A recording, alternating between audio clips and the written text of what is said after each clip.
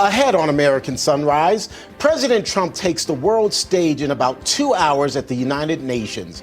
All eyes will be on his America First policies and his pushback against globalist policies while also doubling down on being the peacemaker in chief. See his remarks live right here on Real America's Voice. Plus, President Trump and HHS Secretary Robert F. Kennedy Jr.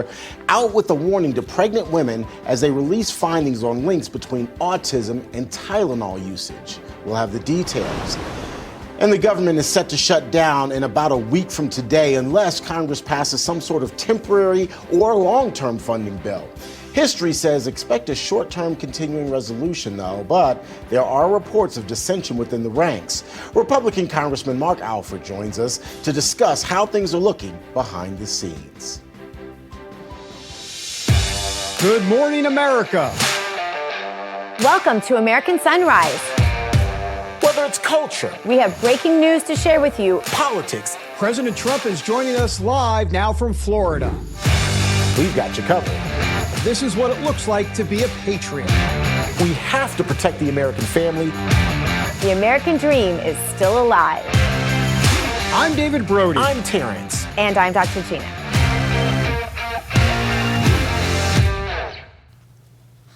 Good morning, I'm Dr. Gina. We are live with you from the Palm Beaches. Let's bring in David Brody. He's in Washington, D.C., and Terrence Bates in our Denver newsroom. Good morning, gentlemen.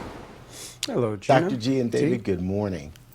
Good morning, good morning, good morning. So look, guys, a lot of our coverage this morning is going to be looking at the United Nations. President Trump, of course, is set to address the United Nations General Assembly about 9:50, maybe just a couple of minutes after that, but the moment he takes the podium, we'll take you there. David and Dr. Gina, I have to admit, while I'm interested in what the president has to say during that address, I think I'm a bit more interested in some of the multilateral and bilateral meetings that he's going to be having on the sidelines of the United Nations General Assembly meeting. I'm curious to see what the outcome there will be. David, I'd like to start with you, though. Your expectations for what we'll hear from the president today. More importantly, what is it that you want to hear from the president today? Yeah, a couple of things. First of all, the Arab leaders meeting on the sidelines with President Trump. That'll be definitely, I think, the most interesting part, maybe the most significant part of all of this. As for the UN, I mean, maybe he'll start with the fact that he doesn't like the marble that the UN has because it's cheap, and he's actually said that.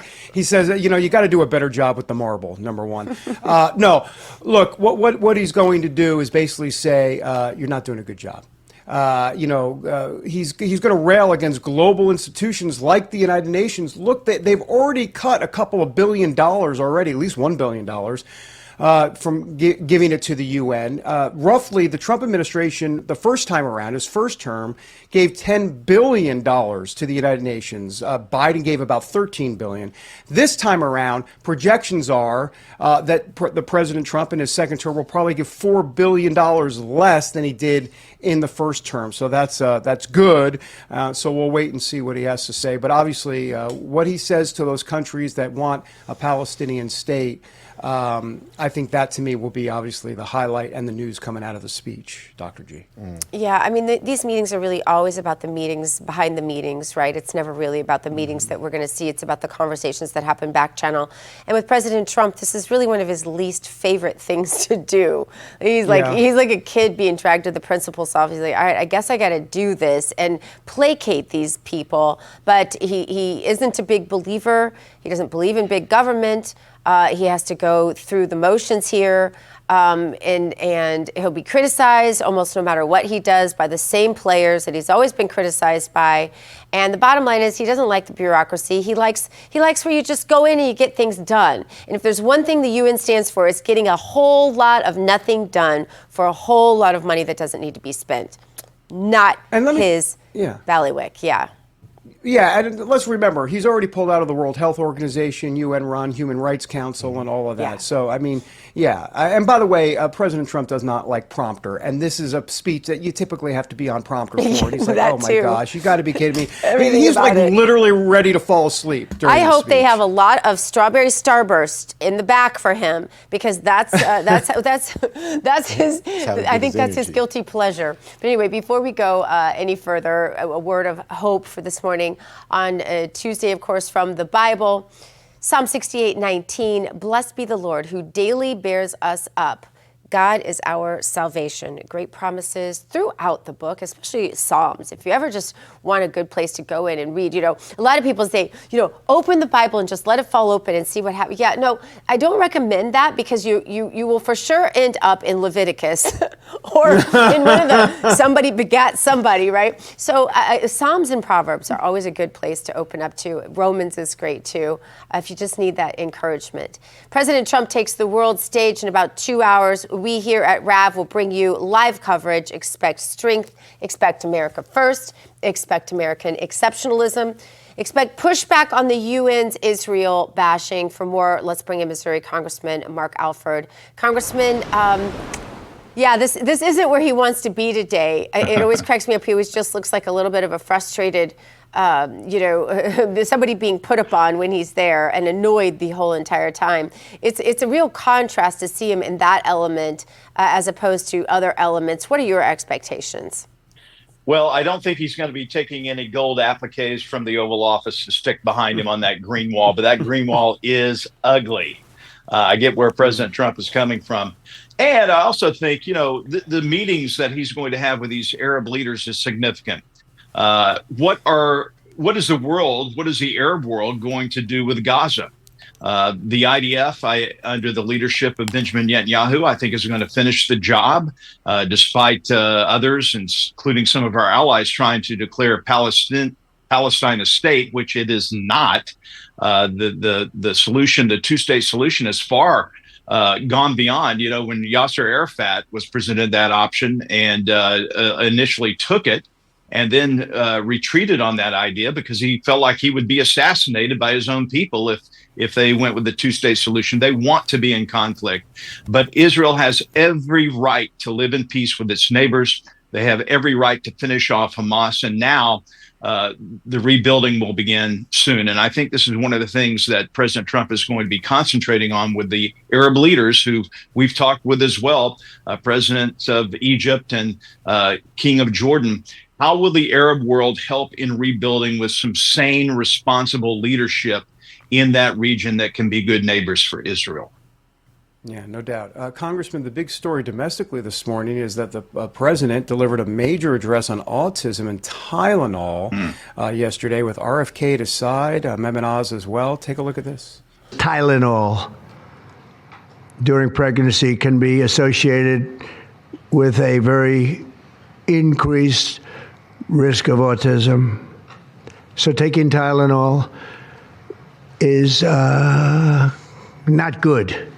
All right, I'll say it. It's not good. For this reason, they are strongly recommending that women limit Tylenol use during pregnancy unless medically necessary. That's, for instance, in cases of extremely high fever, that you feel you can't tough it out, you can't do it. I guess there's that. It's a small number of cases, I think. My brain goes in weird places. When he said Tylenol, it made me think of when The Princess Bride, marriage, But anyhow, I don't know why it just made me think that. Anyhow, all right, go ahead. Go for it. What do you think, Congressman? Wait, Mark, can I ask Congressman, as David's asking you this question, because I'm just watching this so amused, because President Trump, you could tell this is just, again, this is not his forte. But I love that he did this because he listened to the American people, to people like me who were, exactly, and a lot of others who were in his ear constantly about this stuff. And he could barely even pronounce the words. He's so not interested in this. Is just not, the economics, like he loves that stuff. But this wasn't his thing, but he did it anyway. I have a tough time pronouncing acetaminophen myself. Yes. It is not, especially when you see it up on a teleprompter in a script. It's not an easy word. I remember when I was anchoring, there was a script that came up about the birthday of Copernicus, and I pronounced it Copernicus. Never lived that one down. Look, I am glad that the president is doing something about autism. The rates now, 1 in 31 for newborns to have autism is just, it's reprehensible. And for us not to take a good, hard look at this, look, this may be correlation, it may be causation, but the White House is taking an active role to provide labels on these products, also making therapeutics available, and they're increasing research investment. This is a big deal for American families. Some families having 2 and 3 children with autism. So we've got to figure out what is going on with this. Tylenol, which came on the market, I think, in the 1950s, and autism was first diagnosed in the 1940s. It doesn't mean Tylenol is causing every case of autism, but if it's causing a portion of that, shouldn't we be taking a look at that, and shouldn't we be warning mothers to be? And vaccines. All right, Congressman. So now it's time for the tougher questions. You know, when it comes to me, I'm going to ask about the budget. We're 7 days away from a potential deadline. Where do we stand? Right. What's happening behind the scenes with you and your colleagues? I was reading one report that was saying it's looking like there may actually be a government closure, that there's dissension within the Republican ranks right now. Please set the record straight for us. Well, we've done our job. Terrence, the Republicans voted for a continuing resolution to take us to November 21st. The ball is now in Chuck Schumer's court. So it doesn't matter if there's talk within our conference about how do we navigate a Schumer shutdown. This will be a Schumer shutdown if it happens. Hakeem Jeffries has signaled that he wants to have the Democrat House members back on the 29th so they could be ready to do something. I don't know what they're going to do. We've already shot down their proposal to add $1.4 trillion more to the debt through the CR. They want to put, by the way, illegal aliens back on Medicaid. That ain't happening, okay? And so we are protecting the American people. We're making reforms to Medicaid that make sense.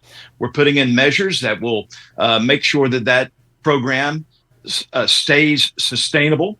And so this CR will get us through. We did our work also on the appropriations process. This is my first term on appropriations. We got all 12 through the committee. We got 3 of them passed on the House floor. Now they are going to conference with the Senate. So we are making progress. We need a little more time to get this done. And I've never been more hopeful since I've been there that we're going to get back to regular order. I know it's not perfect right now. But we are making progress. And in Washington, D.C., when you can make progress, that's a big deal. So what is your gut feeling? Is Chuck Schumer going to derail this thing? Is he going to force a shutdown? Or he will. So Terrence, he's got to, because in his eyes, he is very vulnerable for a primary, perhaps from AOC. You know, she's talking about running for president. I don't think that's going to happen.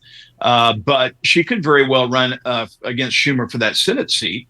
And, you know, last spring, when he supposedly gave in to Republicans and did the right thing by keeping the government open and functioning, he caught, you know, a lot of grief for that. And so he's got to put up a fight. I predict he will shut the government down. It'll be the Schumer shutdown for about a week or so to kind of prove that he still has a little muscle. And then the business will be about reopening the government. What will they want in return to open the government? We're not giving them anything they want when it comes to putting illegal aliens back on Medicaid. But it's always tougher to open back up the government than it is to shut it down. I will tell you that. And typically Republicans get the blame for that. Not this time around. I think the media, who's taken the side of the Democrats for so long, is seeing through this charade that Chuck Schumer's Schumer shutdown is presenting. And the American people, I think, on the side of the Republicans in this, even those like me who hate continuing resolutions, I know you do as well. But this is a step in the right direction so we can return to regular order and get things done the right way under the leadership of Tom Cole and our Appropriations Committee and our Speaker, Mike Johnson. Didn't seem to me like that was a hard question at all. For you, at least, Congressman. Thank you so much for being with us. I've been practicing. Thanks, Congressman. We'll see you soon. Take care. You too. All right. Thanks, Congressman. All right, coming up, we check out the hottest headlines from the RAV newsroom with T. Bates. High stakes at home and abroad. Ambassador to Israel Mike Huckabee just ahead. Stay with us. More on American Sunrise.